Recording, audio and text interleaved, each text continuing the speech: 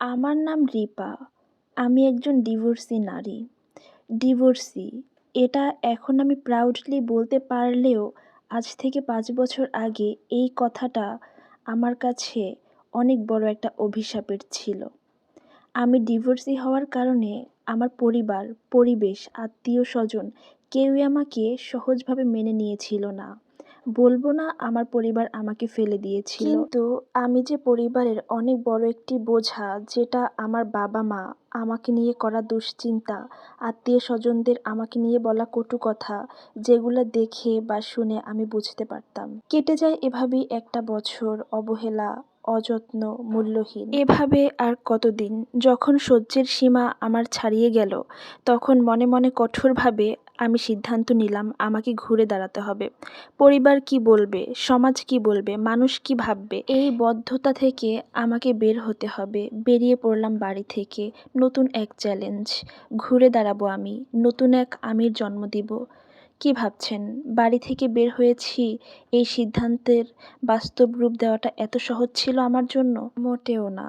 কারণ আমার জন্ম হয়েছিল খুব কনজারভেটিভ পরিবারে এবং আমি বেড়ে উঠেছি খুব কনজারভেটিভ পরিবেশে। যাই হোক, আমি ঢাকা চলে আসি। ঢাকা আসার পর জীবনটা এত বেশি চ্যালেঞ্জিং হয়ে পড়ে আমার।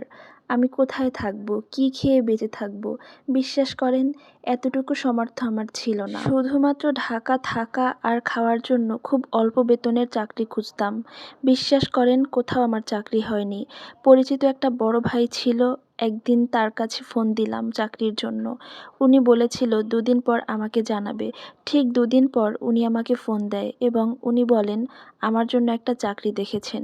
বিশ্বাস করেন, আমি কি পরিমাণ খুশি যে হয়েছিলাম।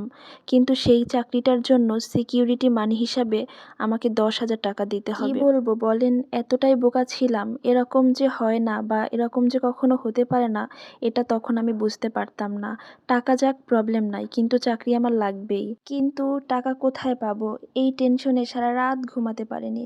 ফাইনালি আমি আমার কানের দুল আর হাতের আংটিটা বিক্রি করে ফেলি। ওনাকে টাকাটা দিয়ে দিলাম। উনি আমাকে জানালেন সবকিছু ওকে হলে অফিস টাইম এবং অফিস অ্যাড্রেস আমাকে দিয়ে দিবেন। ১ সপ্তাহ যায়, ২ সপ্তাহ যায়, ১ মাস, ১.৫ মাস, ২ মাস। উনি আমার চাকরি ম্যানেজ করা তো দূরের কথা, একটা সময় পর উনি আমার ফোনও পিক করা বন্ধ করে দেয়। আমি টোটালি আশাহত হয়ে যাই। মনে মনে ভেবে নেই সম্ভব না, আমার বাসায় ফিরে যেতে হবে। একদিন হোস্টেলে খুব কান্নাকাটি করছিলাম।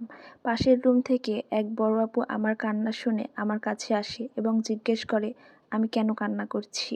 আমি সেই আপুটার কাছে আমার সকল কষ্টের কথা খুলে বলি। আপু আমার সমস্ত কথা শুনে আমাকে বলে কান্না করার দরকার নেই, আমি দেখি তোমার জন্য কী করতে পারি। ঠিক ৩ দিনের মধ্যে আপু আমার জন্য একটা চাকরির ব্যবস্থা করে দিল। আমি যে কি পরিমাণ খুশি হয়েছিলাম, মনে হচ্ছিল নতুন জীবনের সন্ধান পেয়ে গেছি। যাই হোক, চাকরিতে জয়েন করলাম, সবকিছু ভালোই ছিল। প্রথম দিকে কাজটা বুঝতে আমার কষ্ট হলেও ধীরে ধীরে আমি কাজটা ভালোই বুঝতে পারি। অফিস থেকে যে পরিমাণ স্যালারি আমি পেতাম, তাতে নিজের খাওয়া দাওয়া সহ আমি আমার বাসায় কিছু টাকা পাঠাতে পারতাম। তারপরে আমার কাছে কিছু টাকা থেকেও যেত।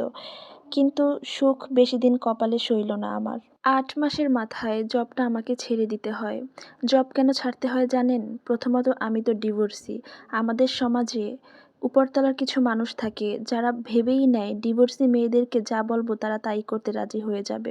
অফিস কলিগ, সিনিয়রদের বাজে প্রস্তাব, বসের সাথে কফি খেতে যাওয়ার অফার, ট্যুরে নিয়ে যাওয়ার প্ল্যান, সব কিছু মিলে জবটা করা আমার আর সম্ভব হচ্ছিল না। আপনারা এই যে যারা জব করেন, আপনাদের কি মনে হয় না নারীদের জব করা এত সহজ নয়? কর্মক্ষেত্রগুলো নারীদের জন্য আসলে কি সিকিউর প্লেস? কখনোই না। বাহিরের সৌন্দর্য আর ভিতরের নোংরামি, এই ২টা টোটালি আলাদা রূপ। যাই হোক, জব করে নিজের গচ্ছিত যে পরিমাণ টাকা ছিল, সেই টাকা দিয়ে নিজেই ছোট্ট একটা ব্যবসা শুরু করি। আমার এই ছোট্ট বিজনেস নিয়ে আমার অনেক স্বপ্ন ছিল। কত যে স্ট্রাগল করেছি এই বিজনেস নিয়ে আমি। কতবার ভেঙে পড়েছি, আবার উঠে দাঁড়িয়েছি। ফাইনালি আমি সফলতার মুখ দেখেছি। হয়তোবা অনেক বড় কিছু হতে পারিনি, কিন্তু নিজে চলতে পারি, পরিবারকে চালাতে পারি, নিজের ছোট ছোট স্বপ্নগুলো পূরণ করতে পারি। আলহামদুলিল্লাহ। লাইফে যতই ঝড় আসুক না কেন, আপনি যদি কঠোর পরিশ্রমী হন আর নিজের ইচ্ছাশক্তি থাকে, জীবনটাকে যেভাবেই আপনি চাইবেন সেভাবেই সাজাতে পারবেন। So tata and take care.